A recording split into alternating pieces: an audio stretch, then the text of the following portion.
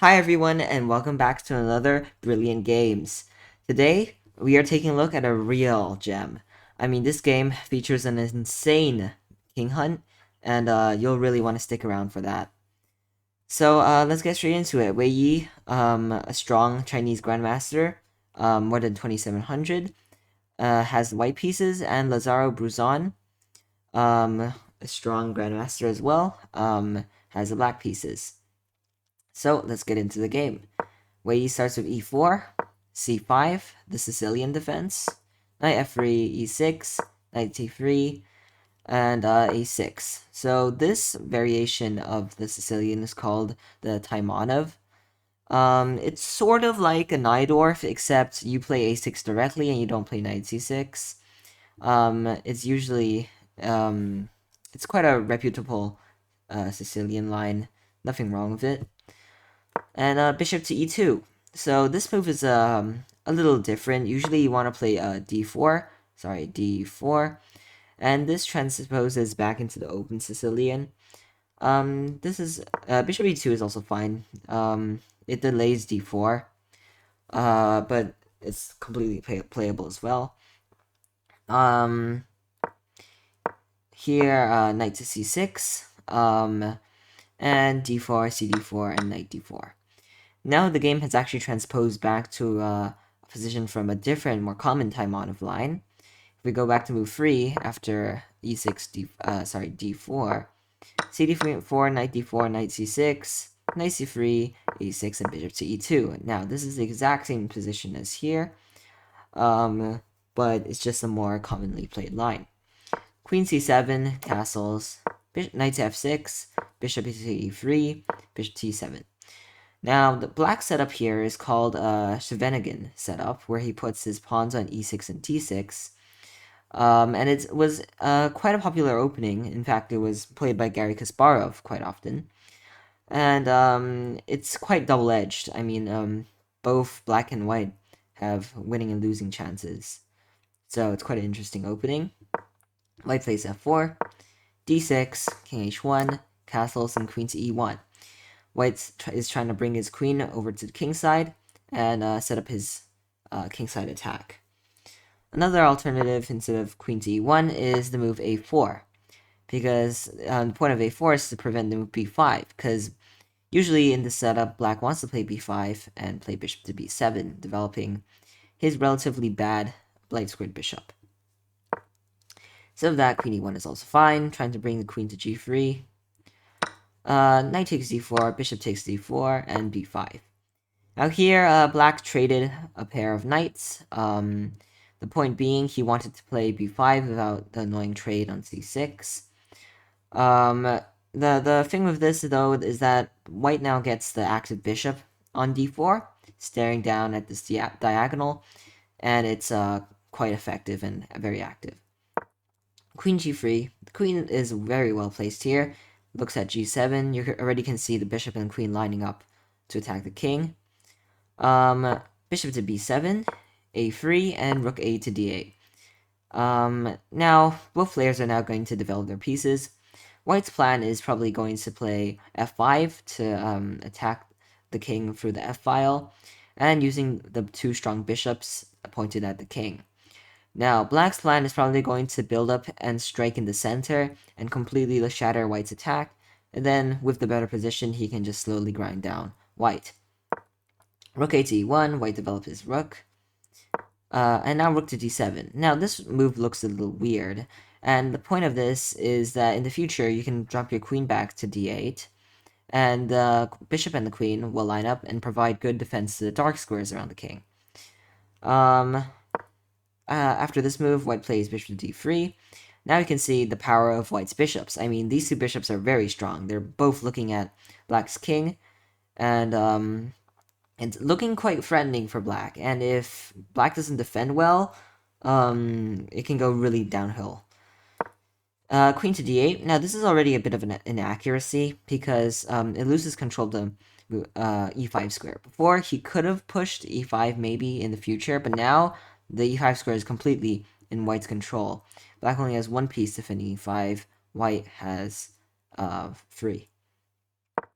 Now queen to h3. This is quite a good move because now there's no e5, shutting down this diagonal. So white just transfers the queen here. Maybe a rook lift in the future.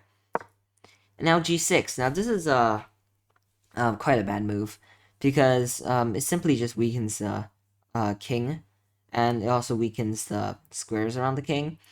Furthermore, it creates what we call a hook, and a hook is basically a move around the black king that we can use to crash our attack through.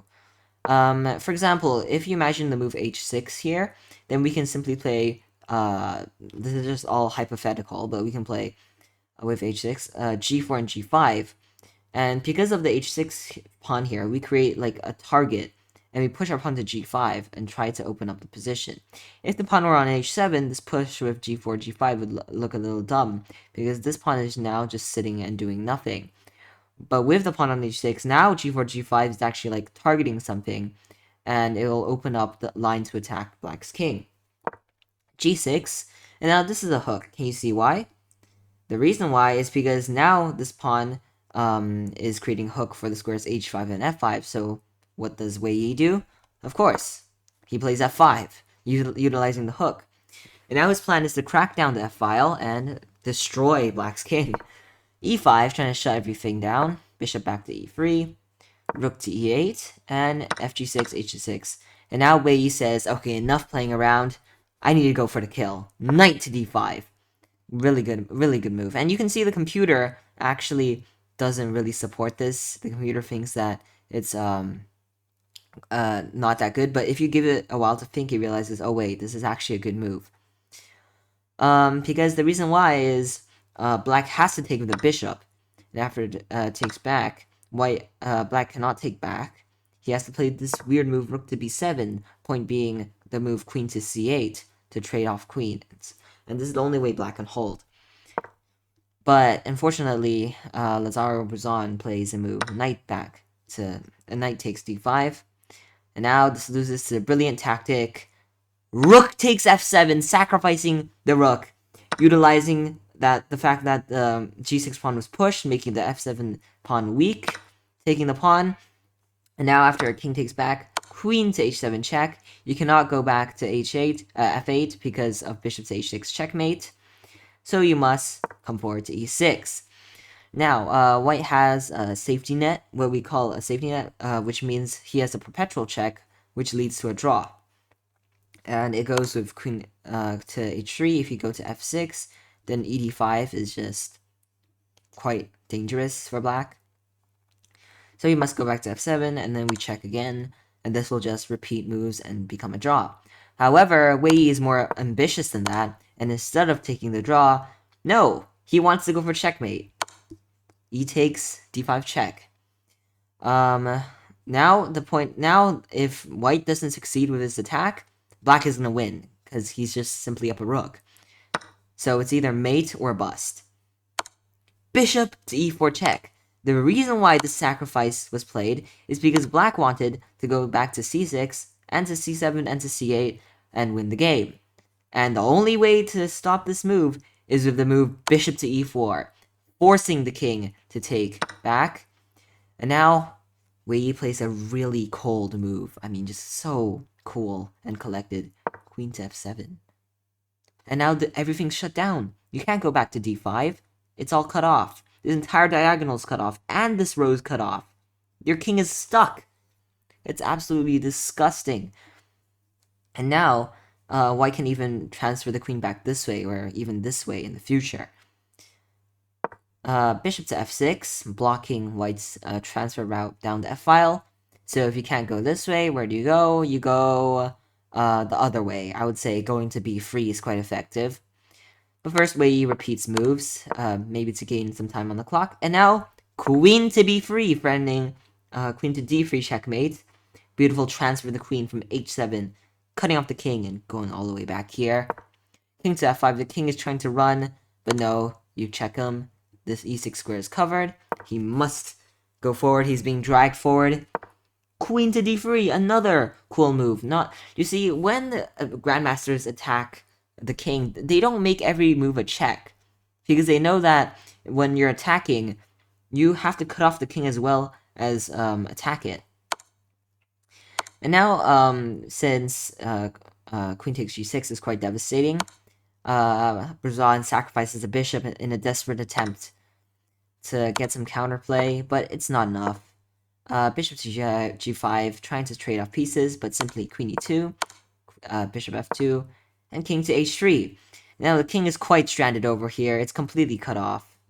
I mean, it's going to be checkmate soon, but black does have some play. In fact, queen to g2 is simply checkmate here. It would be absolutely horrible if white blundered that. And if he did, it wouldn't be a brilliant game, would it? It would be an unbrilliant game, and that belongs to a different series. But, anyways, bishop to e1, simply stopping the threat. And now rook to f3 is quite devastating. Absolutely cutting off the king.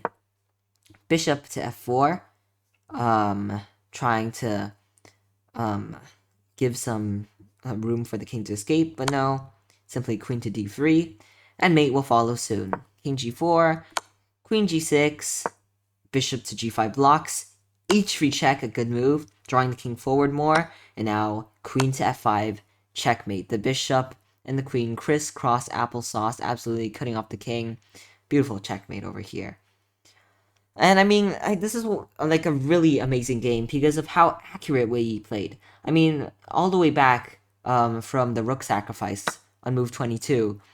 I mean, he had to calculate every single move of computer precision. I mean, just taking here, he did not hesitate one bit and found the complete best move every single move along the way. I mean, this was just like incredible stuff from Wei. Some amazing accuracy and precision. And I mean, this Kinghunt was simply brilliant. I mean, just drawing the king all the way here, preventing this escape by sacrificing another bishop, drawing the king now all the way back to the king's side, and then cutting it off with the bishop and the queen working on the diagonals. I mean, it's just completely brilliant, isn't it? I mean, this game, one of my favorites, and I hope you enjoyed it as well. And I guess I'll just see you next time.